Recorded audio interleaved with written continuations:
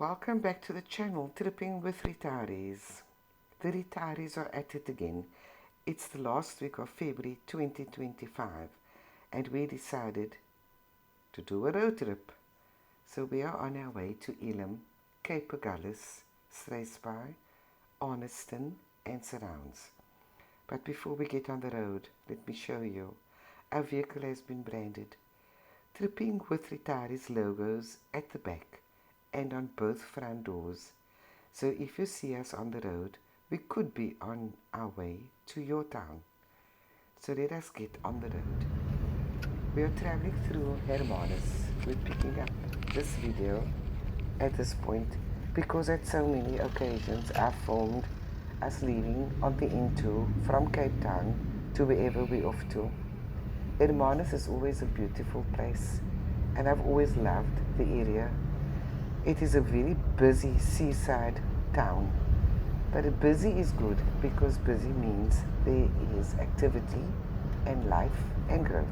So enjoy the ride with us until we see you in Stanford.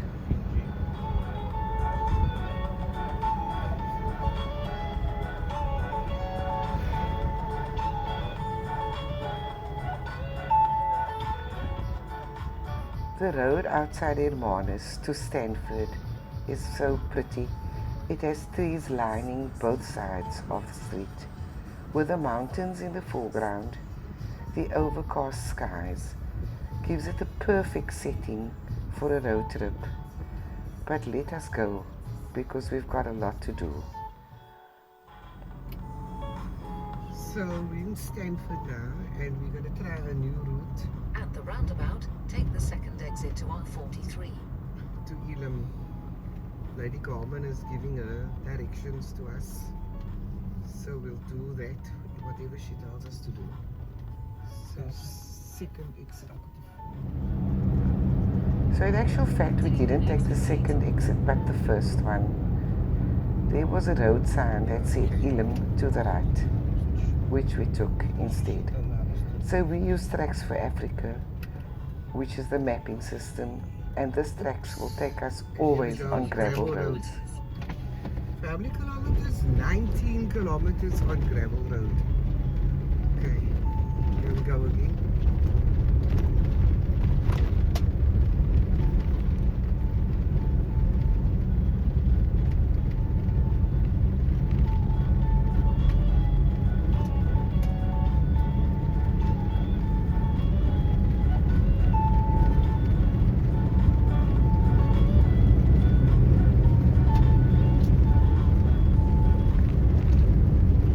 Gravel roads are always very interesting to take, simply because there are so much more to see, which we don't know exist in our area.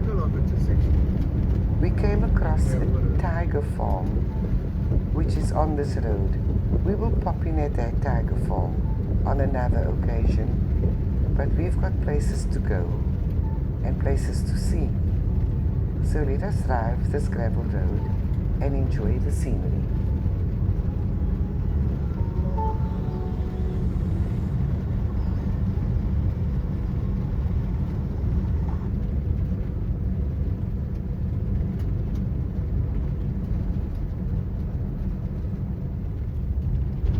There are not only farms on the gravel roads, there are other things like the fynbos or the vegetation. If you follow the signs on these gravel roads, you can't get lost. So we did just what the signage said to us, and we continued for another couple of kilometers until we reached the tar road eventually. But for now, we enjoyed the gravel.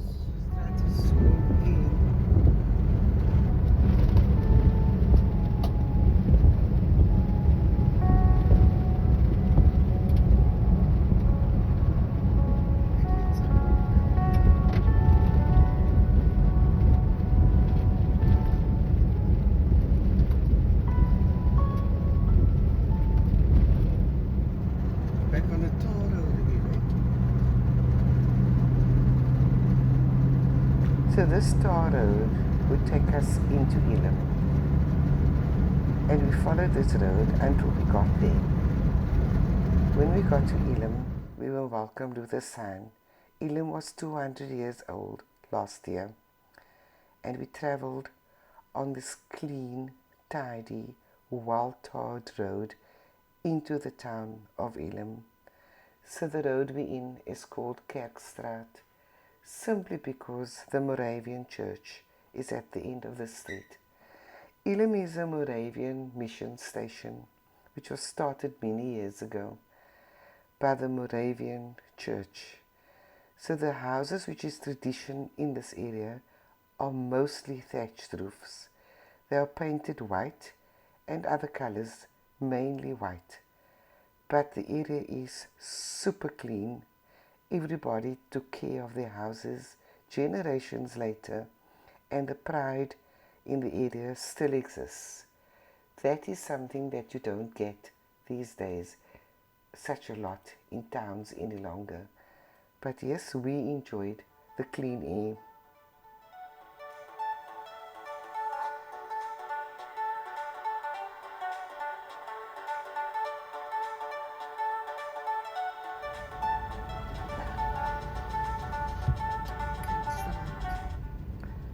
At the end of the street was this monument, the church that where the other area was started.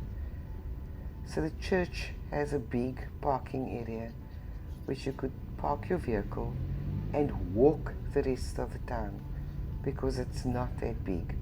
There are tons of interesting things to see here. So we're in front of the Moravian church in Elim, just checking if it's open or not. But what a beautiful building. It's 11:25 in the morning. Where's the clock to prove it? Over there is the school, and there's a teacher busy with the class, I can hear. But what a peaceful place. Absolutely quiet. So just let us see what is the hours they opened at the church and the Heritage Center on this information board.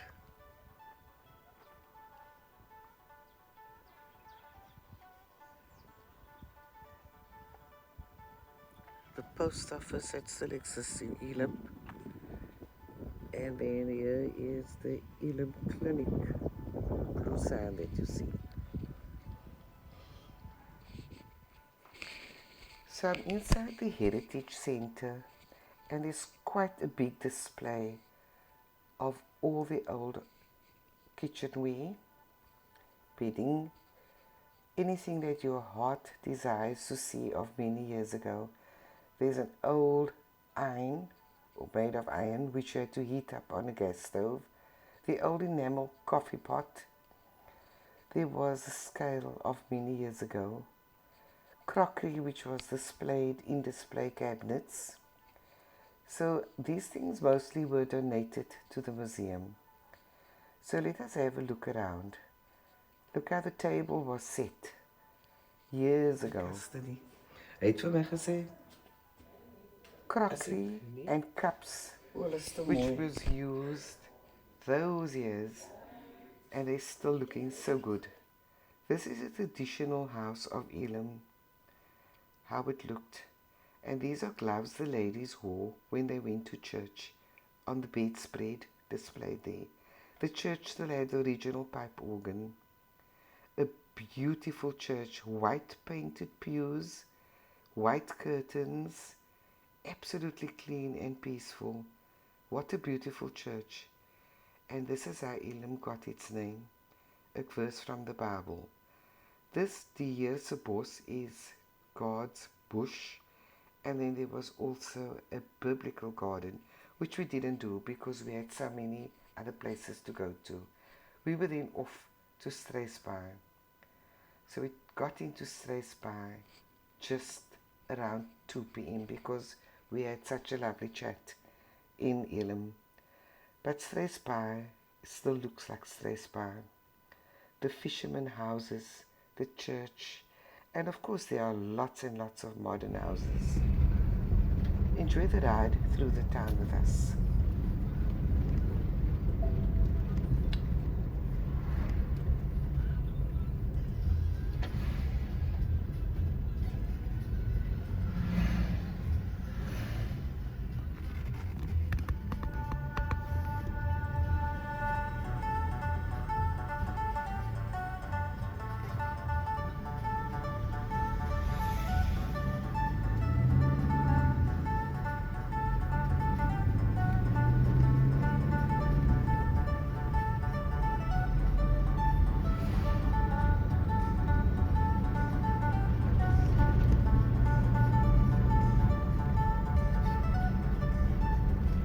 And then of course we arrived at the harbour where fish was caught earlier that day.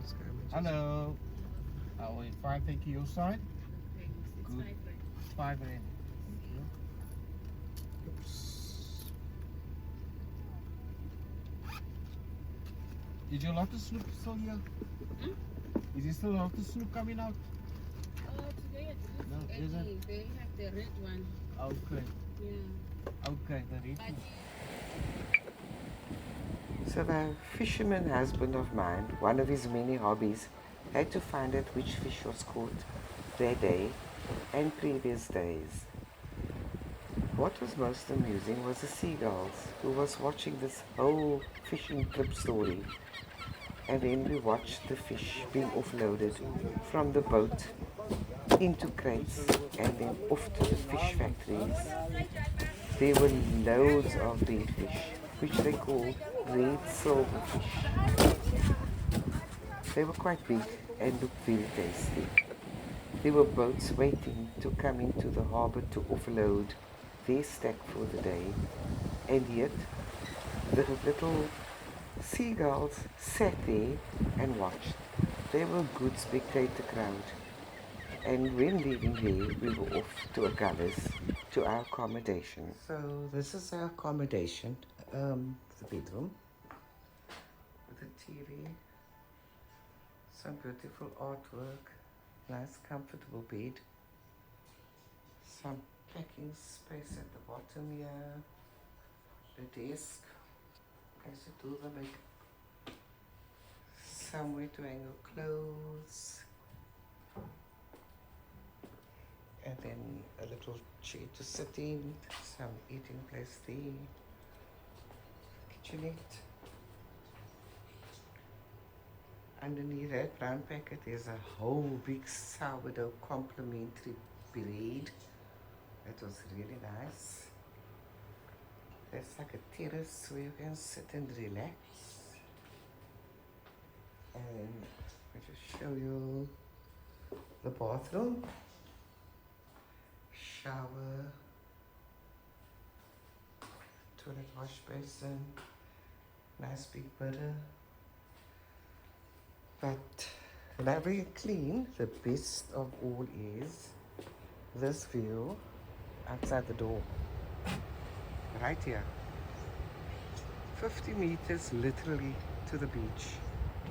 So nice. That's a second tidal pool, or that's a second one. That wall is a bit higher though than this one right in front of us here. But this is less than 5 minutes away from where we're staying.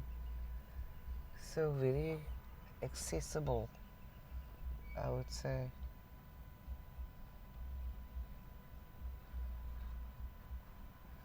And in the distance I see another ship going south or around the southern coast of Africa.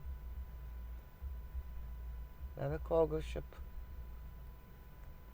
Quite interesting to see so many ships coming around here.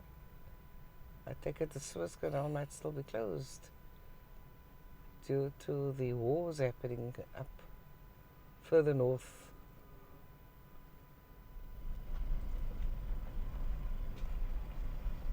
It's a tidal pool in Agulhas. People to swim. There's some people taking a walk. Oh, there are 2 pools. I'll film the other one now. So the ocean gets quite high to come in over this wall.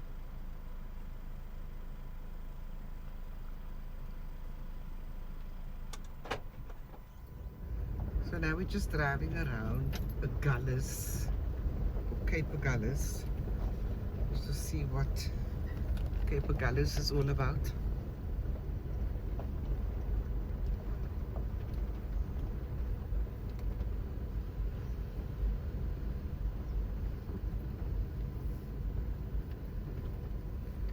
So these gravel roads, or this pathway for cars, are actually meant for fishermen.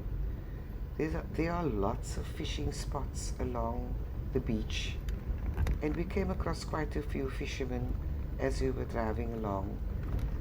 But we were actually driving to the point where the two oceans meet, and this is the gravel road that takes you there. We were actually quite amazed to see the amount of people on a Monday out in this area, but they were mostly tourists, and tourists is good for the country anyway. It's quite a lot of people on a Monday, looking at the most southern point of Africa on a Monday afternoon. There's a boardwalk, so we took a walk down the boardwalk and then played some city games at the sign which says Indian Ocean, Atlantic Ocean. We didn't want to do the norm with pics, but yes, we ended up doing it anyway. So anything further south than this is the Antarctic Circle, and that's what you will be looking at in the distance. If you travel a good couple of 100 kilometers, you'll get there. So your preference is either the Indian or the Atlantic, but this guy preferred both because there was fish in both. There was also a beautifully rock makeup of the African continent. So at one stage he was in Tunisia, and the other stage he was halfway in South Africa and Namibia, across the Orange River. It's marked with the mountains and with the river. Something new that's in the area we haven't seen since we've been there last.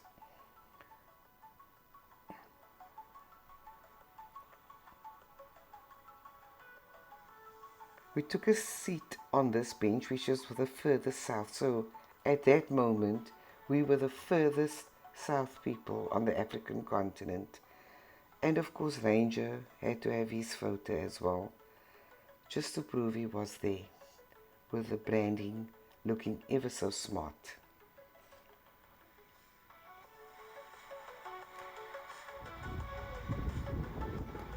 We rode through the area of the national park, of course with some more fishing spots to view for the fishermen in Kevin.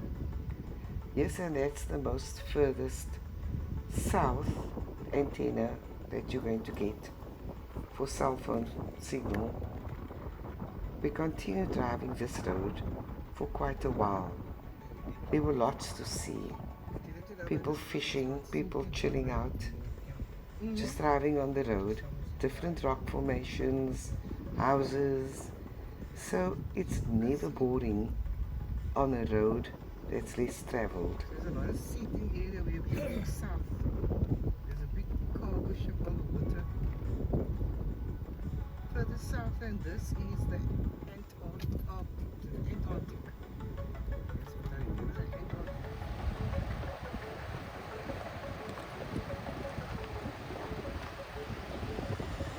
And then we continued through the national park to see what else we could see. We saw the Meshu Maru shipwreck, a shipwreck of many years ago. The ship has been broken up into many parts just because of the sea that has chowed it. So yes, it's still there, but only a part of it. In front of us you'll see the Agulhas lighthouse. And then we were on to our way to a place called Southernmost, or Southern Strand. It's a newer area in the region, and we were still in the Agulhas National Park. It came with its animals, so we had to be careful who we're passing over. This is the area called Southernmost. There are a good few houses already. Still some in the progress of being built, some which are done already. Take a ride with us through this new little area called Southernmost and enjoy.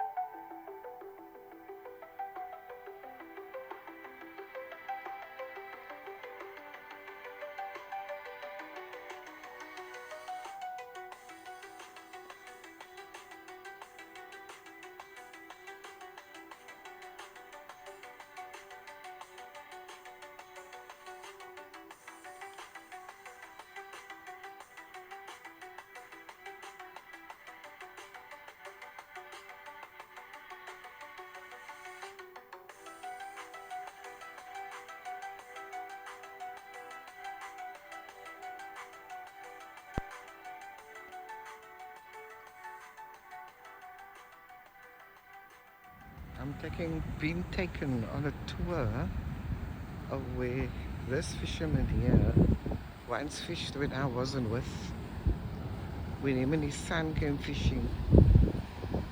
So the parking lot is about a few feet away from the fishing spot by the looks of it.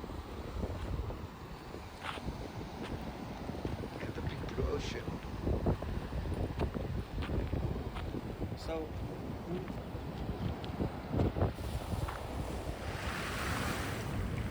I'm going to let you hear when a wave breaks and recedes. Listen to the sounds of the stones.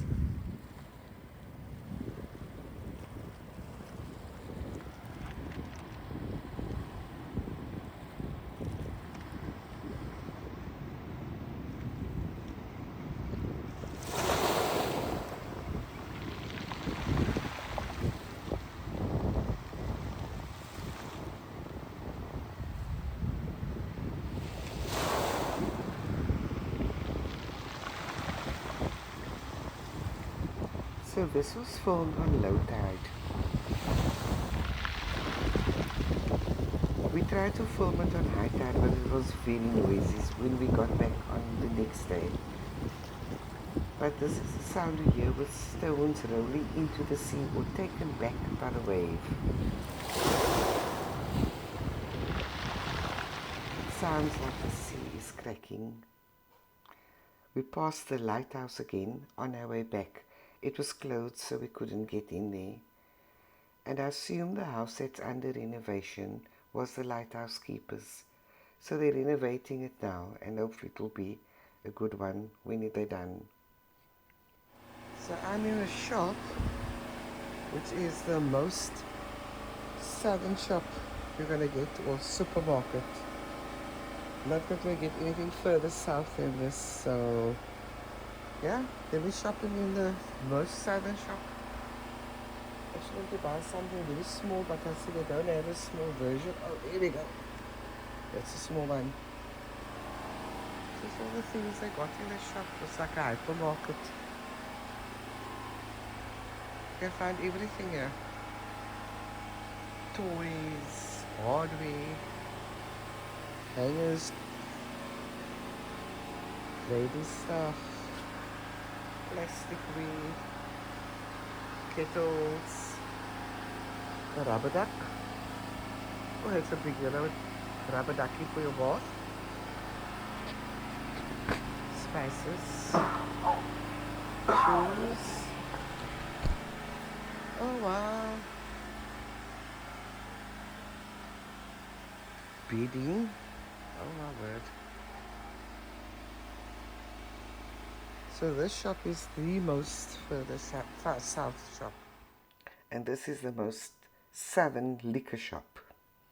And then we were back to our accommodation again.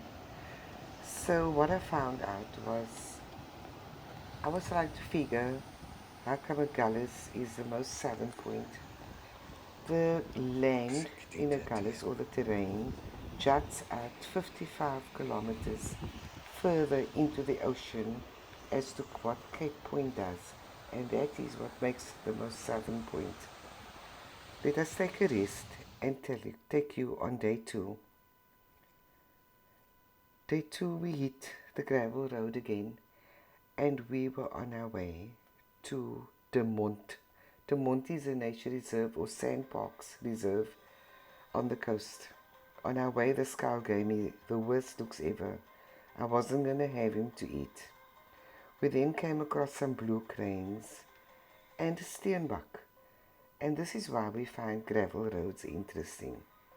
We got to the nature reserve, read the signage, looked at what animals were to be found in the park. Everything was on the signboard, which was informative, yet I didn't see any of it.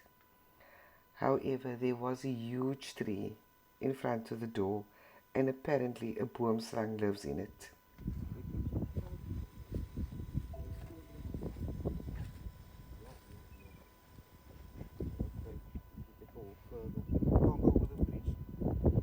This is a river that flows into the sea, so it was rather low. We left there and we made our way to Arniston. The road to Arniston was interesting. We came into the newly built area, past the caravan park, which was good because there was nobody, because it's Tuesday. We don't do any but people on a Tuesday. We then took a ride down to the old village. The old village still had all its features, but first let's look at the ocean, again from another angle.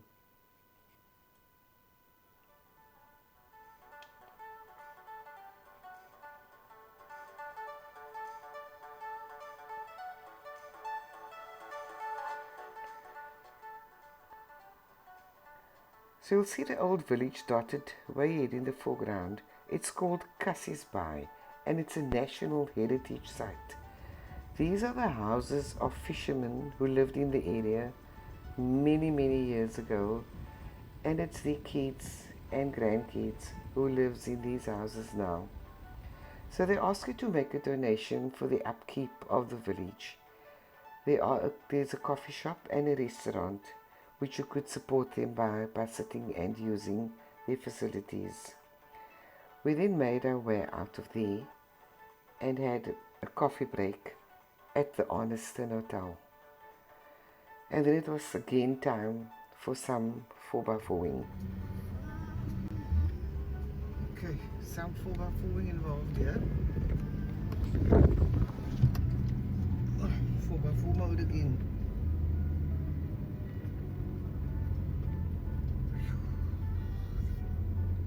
This terrain was sandy and rocky at the same time, so we had to be very careful how we navigated our way through. There's a sign that says for 4x4s only, so please do not use this road if you don't have a 4x4. This is just outside Arniston.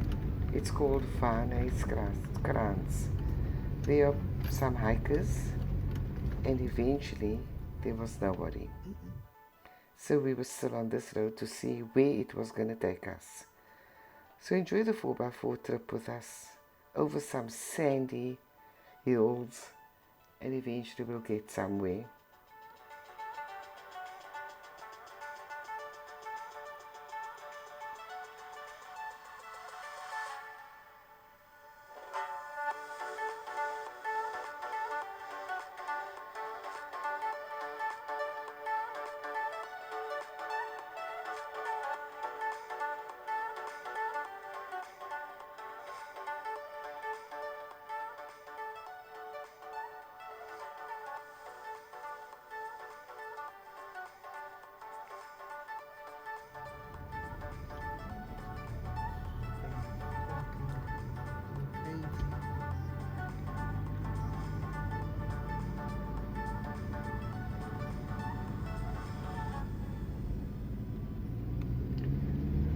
So sometimes as retirees, we take some risks. We go down roads which people don't normally travel, into terrain which is unfamiliar to us. and we navigate them so that we can tell others of our experiences, not only through this channel, but people who's in our friend base or family base as well.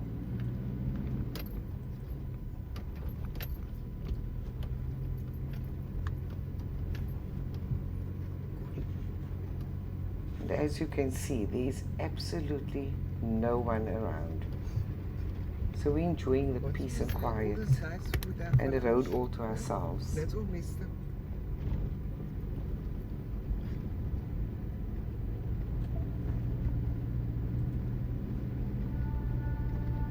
There's some guys fishing or just looking. Oi.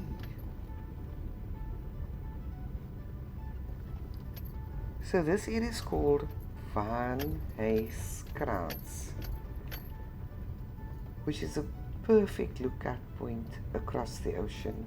And then we took up some more journeys with nobody around us.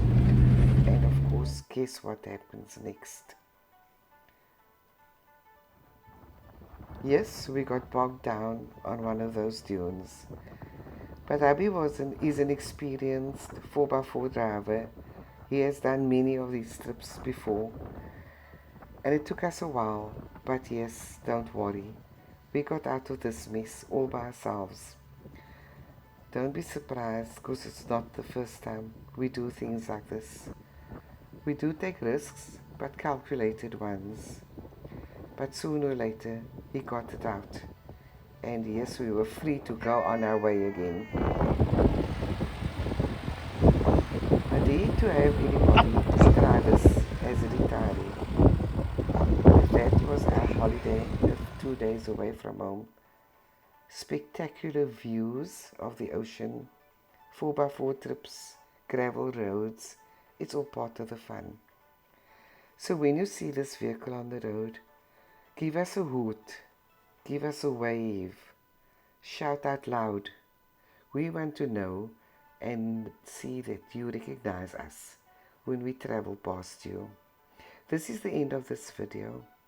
For now, we'll be on the road again. If you like it, please press the like button, share it with your friends and subscribe. It's a free channel. There's no cost to it. Enjoy until the next time. Thank you for watching.